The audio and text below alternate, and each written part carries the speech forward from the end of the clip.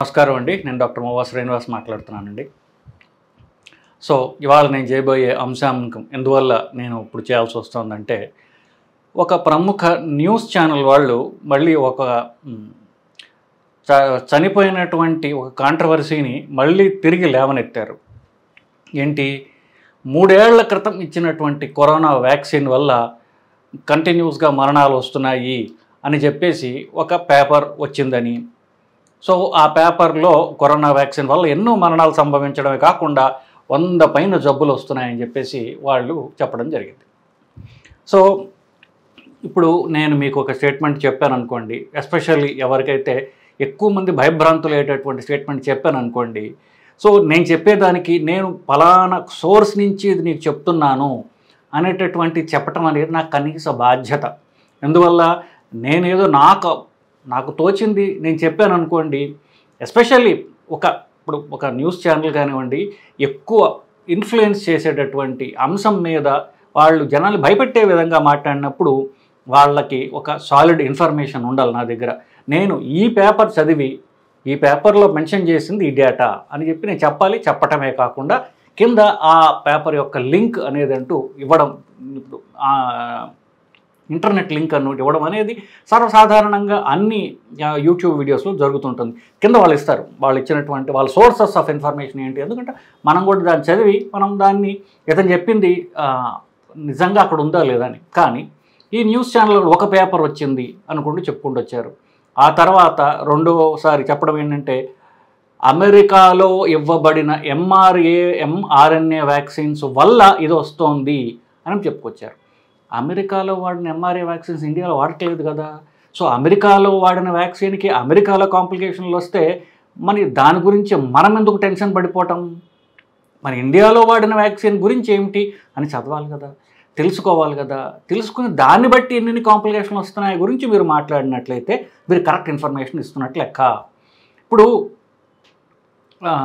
ఒక సంస్కృత పదము భగవాన్ సత్యసాయిబాబా గారు ఎప్పుడు చెప్తుండేవారు అని స్పీచెస్లో, నా బ్రూయాత్ సత్యం అప్రియం. ఏదైతే సత్యమైనా కూడా అది అప్రియం, జనాల భయభ్రాంతులు గురి చేసేటటువంటి సత్యమైనప్పుడు దాన్ని నా బ్రూయాత్, మాట్లాడకు. అదే మాడిఫై చేసి నాకు ఏమీ తెలియకుండా నేను మాట్లాడుతున్నానంటే ఇంకా పెద్ద నేరం కదా. మనం ఇంకొకరిని లార్జ్ స్కేల్లో జనాలతో ఏదైతే భయభ్రాంతులు చేసే ఇన్ఫర్మేషన్ ఇచ్చేప్పుడు అది సాలిడ్ ఇన్ఫర్మేషన్ ఉండాలి.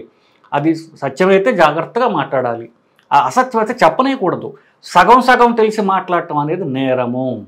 ఎందువల్ల ఈ mRNA వ్యాక్సిన్స్, ఏ వ్యాక్సిన్స్ గురించి అయితే కాంప్లికేషన్లు వస్తున్నాయని మీరు చెప్తున్నారో అది ఇండియాలో వాడలేదు. అసలు ఇండియాలో దానికి అసలు పర్మిషన్ ఇవ్వాలి. ఫైజర్ వ్యాక్సిన్ గురించి మాట్లాడుతున్నారు, మోడర్నా వ్యాక్సిన్స్ గురించి మాట్లాడుతున్నారు, ఇండియాలో ఇవ్వలేదే. వాటి గురించి ఇప్పుడు వీళ్ళు జనాల్ని అంటే ఎందుకు భయభ్రాంతులు చేశారు అందుకొని నేను మాట్లాడట్లా, అది వాళ్ళ విజ్ఞతకి మనం వదిలేద్దాం. బట్ నేను సరే జనాలకి హెల్ప్ చేద్దామని చేస్తే నా ఇన్ఫర్మేషన్ కరెక్ట్గా ఉండాలి. కరెక్ట్గా లేనప్పుడు దాని గురించి రీసెర్చ్ చేసి, జర్నలిస్టులు కదా వీళ్ళు, సరిగ్గా రీసెర్చ్ చేసి చెప్పాలి. సో నేను చేశాను అది. ఇప్పుడు వాళ్ళు మాట్లాడిన పేపర్ ఇది, వాళ్ళకి తెలియకపోయినా నేను చూశాను. COVID-19 mRNA వ్యాక్సిన్స్ అంటే అమెరికాలో వ్యాక్సిన్స్ గురించి lesson learn from registrational trials and global vaccination campaign. సరే, ఈ పేపర్ రాశారు. పేపర్ రాసింది ఎవరు? ఒక అతను నేథానియల్ మీడ్ అనే అతను రాశాడు, అమెరికా అతనే రాశాడు. సో అతను ఏం చేస్తాడు, ఒక కంప్యూటర్ సైంటిస్ట్ బేసికలీ. అంతేకాకుండా biological and nutritional epidemiology independent research. అతనికి ఒక ఉద్యోగం లేదు, అతను సైన్స్కి సంబంధించిన అతను కానే కాదు. సో కింద రాస్తాడు కాన్ఫ్లిక్ట్ ఆఫ్ ఇంట్రెస్ట్ అని రాసి అతను ఏం చెప్తాడంటే, నేను ఒక సాఫ్ట్వేర్ కంపెనీలో స్టాక్స్లో నేను ఇన్వెస్ట్ చేశాను అని చెప్పి రాసుకొచ్చాడు. సో కానీ ఆర్టికల్ అయితే బాగానే రాశాడు, నేను ఒప్పుకుంటున్నాను దాంట్లో. సో ఆర్టికల్ అంటే కాస్త ఎక్కువ రాయడం చక్కగా రాసుకొచ్చాడు. బట్ నేను చెప్పేది మళ్ళీ ఒకటే, ఇతను సరే ఇప్పుడు డాక్టర్లే మాట్లాడాలా, లేకపోతే సైంటిస్ట్లే మాట్లాడాలా, కంప్యూటర్ సైంటిస్టులు మీరు మాట్లాడితే మీరు వినరా, చిన్న చూప, ఇట్లాంటి ఆ క్వశ్చన్లు రావచ్చు, తప్పులేదు, ఎవరికన్నా వాటిని మాట్లాడవచ్చు. సో ఇతను మాట్లాడిన దాంట్లో ఈ అమెరికాలో వాడినటువంటి 2 వ్యాక్సిన్స్ పరిశీలించి రాశాడు. రాసి అతని ఇన్ఫర్మేషన్ అంత కింద చెప్పాడు. We thank New Zealand epidemiologist Simon Thorley for his insightful comments. So అతని రెఫరెన్సెస్, అతను తీసుకున్న ఇన్ఫర్మేషన్ కాస్త తక్కువ స్కోప్ ఉన్నటువంటి ఇన్ఫర్మేషన్ తీసుకున్నాడు. సరే, స్టడీస్ మామూలుగా అతను కోట్ చేశాడు, ఒక 3 పేజీలు స్టడీస్, 30 స్టడీస్ ఉన్నాయి, అవి కోట్ చేసి చదివి రాస్తున్నాడు, బాగానే ఉంది. ఇదంతా ఇప్పుడు మీకు చదవాల్సిన అవసరం లేదు. ఎందుకు? అది అసలు ఇండియాలో వాడిన వ్యాక్సిన్కి దీనికి అసలు పొంతం లేదు కదా. అది వేరే మెకానిజంతో ఎంఆర్ఎన్ఏ అనేటటువంటి యాక్ట్ చేసేటటువంటిది, ఇండియాలో వాడినటువంటి వ్యాక్సిన్స్ వేరు. సో ఏ బేసిస్ మీద అయితే వాళ్ళు తీసుకుంటున్నారో అది దాని ముందు పక్కన పెట్టవాలి. మరి ఇండియాలో వాసినటువంటి వ్యాక్సిన్లు ఏంటయ్యా, దాని గురించి నువ్వేమైనా చెప్పగలవా? చూస్తున్నాం. 1. 2, మన సోర్స్ ఆఫ్ ఇన్ఫర్మేషన్ ఇట్లా ఉండకూడదు. మన సోర్స్ ఆఫ్ ఇన్ఫర్మేషన్ ఎలా ఉండాలంటే ఒక వ్యక్తి యొక్క అతని అనాలిసిస్ చేసి రాసినటువంటి అతని అభిప్రాయం. మనం ఒక సేఫ్గా ఉండాలంటే ఇప్పుడు ఈ వ్యక్తి రాసినటువంటిది మిగతా వాళ్ళు పరిశీలిస్తారు. సో వీళ్ళందరూ కలిసి ఒక సైంటిఫిక్ బాడీకి వాళ్ళు దాన్ని ప్రజెంట్ చేస్తారు, ఒక మెడికల్ జర్నల్కి ప్రజెంట్ చేస్తారు. ఆ మెడికల్ జర్నల్ ఎడిటోరియల్ బోర్డు ఉంటుంది, వాళ్ళందరూ కూడా ఈ పేపర్ చదివి దీంట్లో నిజంగా సైంటిఫిక్ ఆథెంటిక్ ఇన్ఫర్మేషన్, వీళ్ళు చేసింది కరెక్టా, వీళ్ళ సోర్సెస్ ఇన్ఫర్మేషన్ కరెక్టా అని చదివి ఆ సోర్సెస్ కరెక్ట్ అనుకుంటే వాళ్ళు దాన్ని వాళ్ళ జర్నల్లో పబ్లిష్ చేస్తారు. ఇది అసలు ఏదో అనామకమైన జర్నల్లో ఇది వాళ్ళు కోట్ చేయడం జరిగింది. సో వీళ్ళకి ఒక స్టాండర్డ్ జర్నల్, మెడికల్ జర్నల్లో వీళ్ళు పబ్లిష్ చేయలేదు కదా. సో అలాంటి ఇన్ఫర్మేషన్ పట్టుకుని మనం భయభ్రాంతులు అవడం అనేది అది కరెక్ట్ కాదు కదా, అమాయకత్వం అనేది నా అభిప్రాయం. ఇకపోతే మన సోర్స్ ఆఫ్ ఇన్ఫర్మేషన్ గురించి మాట్లాడుతున్నాం. సోర్సెస్ ఆఫ్ ఇన్ఫర్మేషన్ ఈ ఇంటర్నేషనల్ బాడీస్ వాళ్ళకి ఇన్ఫర్మేషన్ ఇస్తాయి. తర్వాత నేషనల్ బాడీస్ ఉంటాయి. మనకి ICMR అని ఉంది, Indian council of medical research అని చెప్పేసి. వాళ్ళు సెంట్రల్ గవర్నమెంట్ ద్వారా ఫండెడ్ ఆర్గనైజేషన్. సో వాళ్ళు ఇంటర్నేషనల్ గైడ్లైన్స్ తీసుకుని మన భారతదేశానికి అప్లై చేయాలని వాళ్ళు గైడ్లైన్స్ ఇస్తారు. ICMR దీన్ని ఏమన్నా కోడ్ చేసిందా? ఎక్కడా లేదు. సో మన భారతదేశానికి అప్లై అవుతుంటే అంటే ఏం మాత్రం అప్లికబుల్ కాదు. అయినప్పటికీ మన భారతదేశంలో వాడినటువంటి వ్యాక్సిన్ కోవిషీల్డ్ అంటే ఆస్ట్రాజెనికా వ్యాక్సిన్, దాని గురించి Australian government department of health and aged care 21 March 2023, nearly సంవత్సరం క్రితం, ఆస్ట్రేలియన్ గవర్నమెంట్ డిపార్ట్మెంట్ ఇది. వాళ్ళు అనుకోండి ఆథెంటిక్ డిపార్ట్మెంట్, గవర్నమెంట్ డిపార్ట్మెంట్, వాళ్ళకి దీనివల్ల వచ్చే లాభం లేదు, వాళ్ళ ప్రజలకు హెల్ప్ చేయడానికి ఒక గవర్నమెంట్ ఆర్గనైజేషన్ బాధ్యతగా రిలీజ్ చేసినటువంటి స్టేట్మెంట్. వాళ్ళు ఏం చెప్తున్నారు, ఈ వ్యాక్సిన్ వాడటం వల్ల ఇప్పుడుగా 2021లో వాడటం వల్ల మేము ప్రధానంగా 2 ప్రాబ్లమ్స్ నోటీస్ చేశాము. వీళ్ళు ఈ సదరు న్యూస్ ఛానల్స్, వాళ్ళ నుంచి వచ్చినటువంటి మిగతా న్యూస్ ఛానల్స్, వీళ్ళిద్దరిని చూసుకుని మిగతా వాళ్ళంతా కూడా ఇంటర్నెట్ అంతా కూడా ఒక రకంగా చెప్పాలంటే డంకా బజాయించి డాక్టర్లతో పోట్లాడుతున్నటువంటి యోధులందరికీ కూడా చెప్పారు రెండే ముఖ్యమైన కాంప్లికేషన్స్. 1, రక్తనాళాల్లో రక్తం గడ్డలు కట్టడం. 2వది మెదడు కంటే కూడా మెదడుని వచ్చే నరాలను డ్యామేజ్ చేసేటటువంటి లక్షణం. ఈ 2 ఉన్నాయని వీళ్ళు చెప్పారు. సో ఏదైతే రక్తం గడ్డలు కట్టడం అనేటటువంటిది ఆర్టరీస్లో, వెయిన్స్లో కూడా జరుగుతుంది. ముఖ్యంగా వెయిన్స్లో ఎక్కువ జరుగుతుంది, సిరల్లో ఎక్కువ జరుగుతుంది. కాలి సిరల్లో రక్తాలు గడ్డలు కట్టి అది ఊపిరితిత్తులు కంటే పరిణామాలు పోవడం జరుగుతోంది. ఇది కోవిడ్ వల్ల వస్తుంది, వ్యాక్సిన్ వల్ల వస్తుంది. సో ఇది కోవిడ్ వల్ల కాకుండా వ్యాక్సిన్ వల్ల వచ్చింది మాత్రమే వీళ్ళు స్పెసిఫిక్గా అనలైజ్ చేశారు. సో ఇది ఎంతమందిలో వచ్చింది ఫస్ట్ అంటే అంత తీవ్రమైన ప్రాబ్లమా అంటే 1,00,000 మందిలో 2కి వచ్చింది. 60 ఏళ్ల కంటే కింద తక్కువ వాళ్ళలో 2కి వచ్చింది, 60 ఏళ్ల కంటే ఎక్కువ వాళ్ళలో 3కి వచ్చింది. సో 1,00,000 మందిలో 2కి వచ్చింది, 2కి 3, 22 అంటే మొత్తం అంతా 60 తర్వాత కూడా చూసుకుంటే 2 లేదా 3, 2 లేదా 3 మందికి 1,00,000 మంది వాళ్ళు వచ్చాయి. అంటే 1,00,000 మంది బెనిఫిట్ అవుతున్నారు, ఆ 1,00,000 మందిలో 2 కాంప్లికేషన్స్ వచ్చాయి. ఇది అంత సీరియస్ ప్రాబ్లమా అని నేను మిమ్మల్ని అడుగుతున్నాను. 1. 2వది, భారతదేశం లాంటి దేశంలో 150 కోట్ల మంది ఉన్నారు. అంటే ఎన్ని లక్షలు ఉంటారు?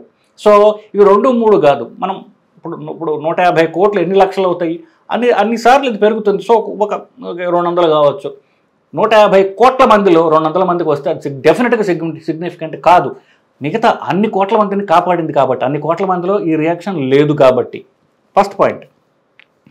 సరే, అది రెండవది ఎప్పుడు వచ్చింది. సో ఒకవేళ రక్తం గడ్డలు కట్టింది అనుకోండి, ఇప్పుడు అది లక్షకి 2-3కే వచ్చింది అనుకోండి, అది మ్యాక్సిమం 42 రోజుల లోపల మాత్రమే వచ్చింది. అంటే మీరు 2021లో ఇంజెక్షన్ తీసుకుంటే అక్కడి నుంచి ఇంజెక్షన్ తీసుకున్న రోజు నుంచి 42 రోజుల లోపల మాత్రమే వచ్చింది. 2 ఏళ్ళ తర్వాత ఇప్పుడు ఆ సదరు న్యూస్ ఐటమ్ చెప్పారు, చాలామంది తక్కువ వయసు వాళ్ళు చచ్చిపోతున్నారు, జిమ్లకి వెళ్ళి వాళ్ళు చచ్చిపోయారు అని వాళ్ళు ఎగ్జాంపుల్స్ ఇచ్చుకొచ్చారు. ఏపీలో మినిస్టర్ గారు, కర్ణాటకలో కర్ణాటకలో ఒక సినిమా యాక్టరు, ఇట్లా అందరూ చచ్చిపోతున్నారు. దానికి అదే కారణము.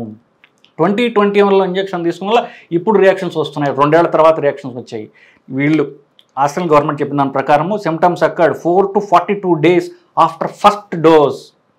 సెకండ్ డోస్, థర్డ్ డోస్ కూడా రావట్లేదు. అవి ఫస్ట్ డోస్ తీసుకున్న తర్వాత 42 రోజుల లోపల మాత్రమే వచ్చింది కన్సిడర్ చేయాలి.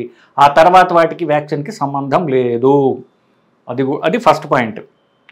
నేను చెప్పినట్టుగా ఇందాక కామన్గా అది ఊపిరితిత్తుల్లో గడ్డలు కట్టడం ద్వారా ప్రజెంట్ అవుతోంది, మెదడులో గడ్డలు కట్టడం ఇట్లాంటివి కూడా రావచ్చు బేసికలీ. సో వీళ్ళు ఈ డేటా, నేను చెప్పిన డేటా 32,451 పేషెంట్ని స్టడీ చేస్తే వాళ్ళకు వచ్చినటువంటి డేటా. సో 200-300 కాదు, 34,000 మందిని, 32,450 మందిని స్టడీ చేశారు. వాళ్ళలో వ్యాక్సిన్ ఎఫికసీ వ్యాక్సిన్ ఎంతమందిని తీవ్ర కోవిడ్ నుంచి కాపాడింది అంటే 75% మందిని కాపాడింది. ఇంకా పెద్ద వయసు వాళ్ళైతే 83% మందిని కాపాడింది. సో చచ్చిపోకుండా కాపాడటం 83%, ముసలి వాళ్ళని 65 ఏళ్ళు దాటిన వాళ్ళని, 65 ఏళ్ళు తక్కువ 70% మంది చావుకు రాకుండా కాపాడింది. మరి రక్తం గడ్డలు కట్టిందా? కట్టిందయ్యా, లక్షకి 2-3 కట్టింది. సో ఇది. తర్వాత ఫుల్లీ వ్యాక్సినేటెడ్ గ్రూప్ 3 వ్యాక్సిన్స్ తీసుకున్న వాళ్ళలో 17,662 మందిని స్టడీ చేసేస్తేగా no severe bar critical COVID cases observed. వాళ్ళ కోవిడ్ నుంచి, వాళ్ళ కోవిడ్ యొక్క ప్రాణాలు తీసేటటువంటి కోవిడ్ నుంచి వీళ్ళందరినీ కూడా ఒక్క కేసు కూడా వాళ్ళకి కనపడలేదు. రియాక్షన్స్ ఉన్నాయా? ఇందాక నేను చెప్పుకొచ్చాను చాలాసేపు. ఇకపోతే రెండవ సీరియస్ కాంప్లికేషన్, నరాలు దెబ్బతినడం ద్వారా గులియన్ బారీ సిండ్రోమ్, జీబీ సిండ్రోమ్ అనేటటువంటిది వచ్చింది. అది తీవ్రమైన కాంప్లికేషన్ అని చెప్పుకొచ్చారు. అది కూడా ఆస్ట్రాజెనికా వ్యాక్సిన్ వల్ల చూసినట్లయితే 1,00,000 మందిలో 8.1, 1,00,000 మందిలో 8 మందికి ఈ తీవ్ర కాంప్లికేషన్ చూసాము. మరి 1,00,000 మందిలో 8 మంది తీస్తే మిగతా వాళ్ళందరికీ కూడా కాపాడబడ్డారా? కాపాడబడటమే కాకుండా వాళ్ళకి రియాక్షన్ లేదు. ప్లస్ ఈ కాంప్లికేషన్ కూడా 80% మందికి కాంప్లికేషన్ వచ్చిన వాళ్ళల్లో, నరాల కాంప్లికేషన్ వచ్చిన వాళ్ళకి 21 days following the first dose. మొదటి డోస్ వ్యాక్సిన్ తీసుకున్న తర్వాత 21 రోజుల్లో మాత్రమే నోటీస్ చేశారు. 21 రోజు దాటిన తర్వాత 80% మందిలో ఈ కాంప్లికేషన్ లేదు. అండ్ కాంప్లికేషన్ వచ్చినా కూడా 1,00,000లో 8 మందికి వచ్చినా ఆ 8 మందికి కూడా ఫస్ట్ డోస్ తర్వాత 21 రోజులు, 3 వారాల్లో వచ్చింది. మీరు ఎప్పుడు వ్యాక్సిన్ డోస్ తీసుకున్నారని తీసుకోండి, ఆ వ్యాక్సిన్ తర్వాత 21 రోజుల్లో వస్తుందంటేనే ఇది సిగ్నిఫికెంట్. ఆ తర్వాత వస్తే వేరే జబ్బు వాళ్ళు రావచ్చు, కరోనా వ్యాక్సిన్ వల్ల ఇవన్నీ వస్తున్నాయి అనుకోవడం అనేది కరెక్ట్ కాదు అని గవర్నమెంట్ డేటా చెప్తోంది. Plus most responded well to treatment. ఒకవేళ ఈ కాంప్లికేషన్ వచ్చిన వాళ్ళకి ప్రాణాపాయం సంభవించలేదు. వాళ్ళందరూ కూడా ట్రీట్మెంట్కి అద్భుతంగా రెస్పాండ్ అయ్యారు. మీరు ఆస్ట్రేలియా డేటా మాట్లాడుతున్నారు, మరి వాడిని అమెరికా డేటా అన్నారు, మీరు ఆస్ట్రేలియా డేటా ఎందుకు మాట్లాడుతున్నారంటే, ఇండియాలో కేరళలో ఆయన స్టడీ చేసిన ఆయన పేరేంటంటే మరమత్తోమ్ ఎటాల్ అనేటటువంటి కేరళలో అతను స్టడీ చేశాడు. అతను స్టడీ చేయగా అతను ఏం చెప్పాడంటే 1,00,000 మందిలో 9.44, ఆస్ట్రేలియాలో 8 అయితే ఇండియాలో చేసిన స్టడీ ఒకటే, నరాలు దాని మీద చేసింది. 9.5 మందికి, కొన్ని అర తీసేయండి, కొన్ని 10 వేసుకోండి, 1,00,000 మందిలో 10 మందికి ఎఫెక్ట్ అయ్యారు.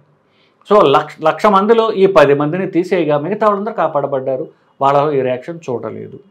సో ఇది కూడా భారతదేశంలో టిపికల్లీ 19 to 20 days, 19 నుండి ఫస్ట్ డోస్ తర్వాత 20 రోజుల తర్వాత ఫస్ట్ డోస్ వ్యాక్సిన్ తర్వాత ఈ రియాక్షన్ చూశారు. ఫస్ట్ డోస్ అయింది, ఫస్ట్ డోస్ అయిన తర్వాత సెకండ్ డోస్, థర్డ్ డోస్ తీసుకున్నారు. ఇది ఎంత టైం తీసుకున్నాగా చేశారు? 6 నెలలు పట్టింది కదా. కానీ ఫస్ట్ డోస్ తర్వాత మాత్రమే చూశారు, సెకండ్ డోస్ తర్వాత, థర్డ్ డోస్ తర్వాత ఇవి చూడలేదు. సో కనీసం ఇండియా డేటా చూసినా కూడా 1,00,000 మందిలో 9 మంది మాత్రమే ఎఫెక్ట్ అవ్వడం జరిగింది. సో ఇది నిజం. ఎందువల్ల? ఇవి స్టడీస్ చెప్తున్నాయి. ఇండియాలో నేను చెప్పినటువంటి ఈ స్టడీ కాకుండా ఆస్ట్రేలియాలో కూడా ఈ 32,451 మందిని స్టడీ చేయగా వచ్చినటువంటి ఈ వ్యాక్సిన్ వల్ల చూసినటువంటి రియాక్షన్స్. సో మరి ఇది ఇంతకంటే నేను క్లియర్గా చెప్పాల్సిన అవసరం లేదు. ఆ న్యూస్ ఛానల్ వాళ్ళు చేసింది కానివ్వండి, ఆ న్యూస్ ఛానల్ న్యూస్ మీద బేస్ చేసుకుని సో మిగతా వాళ్ళందరూ కూడా మాట్లాడటం, ఇవన్నీ పోస్టులు పెట్టడం, దాంతో పేషెంట్లంతా భయభ్రాంతులు అయిపోయి రోజుకి ఒక 10 ఫోన్ కాల్సు, ఇంకొక 10-15 మెసేజ్లు, తీవ్ర భయాందోళనతో నాకు మెసేజ్లు పెట్టడం జరుగుతుంది. సో ఇంకొకటి ఏమిటి, మీరు దీని గురించి ఎందుకు మాట్లాడట్లేదు, మీరు దీని గురించి త్వరగా పెట్టండి, మేము చాలా భయభ్రాంతులు ఉన్నాం, మా పక్కింటి అమ్మాయి చచ్చిపోయింది, మా ఎదురింటి ఆయనకి చచ్చిపోయాడు. సో ఇట్లాంటివి. సో నేను ఆల్మోస్ట్ ఈ అంశం మీద నేను ప్రతి సంవత్సరం చేస్తూనే ఉన్నాను. సో నేను చేసే 3దో 4దో వీడియో ఎన్నిసార్లు చేసినా ఏంటంటే తమ వాళ్ళ మోటివ్స్ అయితే వాళ్ళకే వదిలేస్తున్నాను అనమాట. అంటే సో వాళ్ళ స్వప్రయోజనాల కోసం ఇట్లాంటి అంటే హాఫ్ రీసెర్చ్డ్, పూర్తిగా చదవకుండా రీసెర్చ్ చేయకుండా చెప్పేటటువంటి అంశాలు ప్రజలకి నష్టం చేస్తాయి. మనం చెప్పేది ఎదుటి వాళ్ళకి మంచి చేసే విధంగా ఉండాలి, ఎదుటి వాళ్ళకి ఉపయోగపడంగా ఉండేటట్టయితే కనుక సో అలా మనం ఫేమస్ అవ్వడం, మన టీఆర్పీ పెంచుకోవడం అనేది మనకి శ్రేయస్కరం, లేదా ప్రజల ఉసురు మనకు తగులుతుంది అనేది నేను ఈ మీడియాలో ఉన్నటువంటి మిత్రులందరికీ ఇది నా సలహా అండి. నమస్కారం.